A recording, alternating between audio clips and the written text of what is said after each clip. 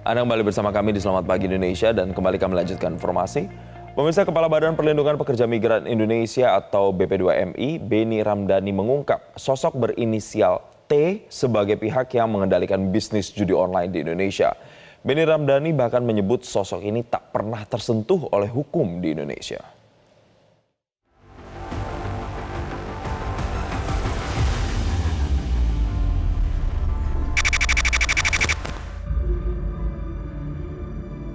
Kepala Badan Perlindungan Pekerja Migran Indonesia atau BP2MI Beni Ramdhani mengungkapkan sosok berinisial T sebagai pihak yang mengendalikan bisnis judi online di Indonesia.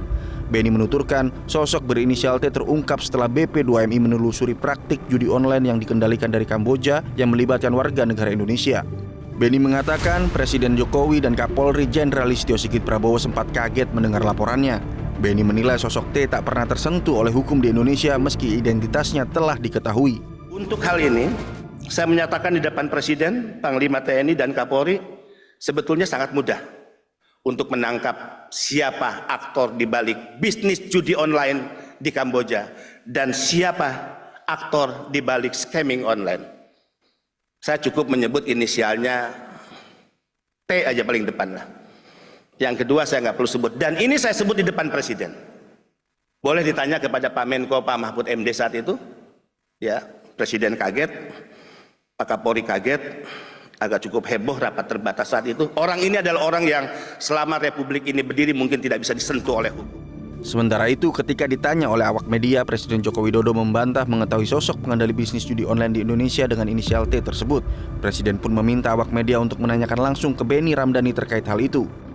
Izin Pak, terkait dengan pernyataan dari Pak Beni BP2MI yang menyatakan inisial T itu adalah bandar judi online yang tidak terjamah dan beliau mengatakan juga bahwa Bapak sudah mengetahui itu, Pak. Gimana responnya, Pak? Enggak tahu, tanyakan ke Pak Beni aja. Senada dengan Presiden, Menteri Komunikasi dan Informatika Budi Aris Setiadi juga mengaku tak tahu menahu soal inisial T yang disebut sebagai bos besar judi online di Indonesia.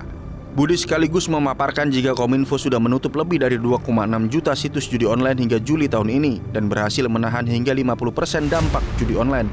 Judi online ini menurut PPATK angkanya tahun 2023 kan 327 triliun rupiah. Dan tahun 2024 kalau kita tidak melakukan langkah-langkah itu angkanya bisa mencapai 900 triliun rupiah.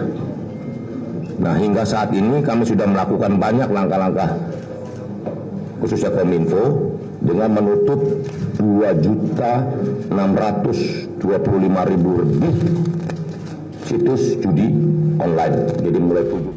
Sementara itu, menanggapi sosok T yang disebut tak pernah tersentuh oleh hukum, Kepala PPATK Ivan Yustiavandana menegaskan bahwa pemerintah tidak takut pada sosok T yang disebut-sebut sebagai pengendali judi online di Indonesia.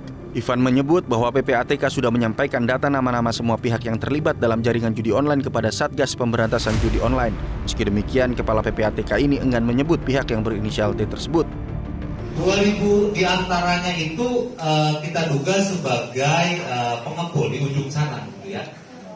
Inisial banyak sekali, luar biasa banyak gitu. Dan posisi PPATK tidak dalam kapasitas melakukan upaya katakanlah melakukan criminal justice sistemnya, pemidanaan dan segala macam. Kita serahkan semua kepada teman-teman penyidik melalui hasil analisis yang kita sampaikan.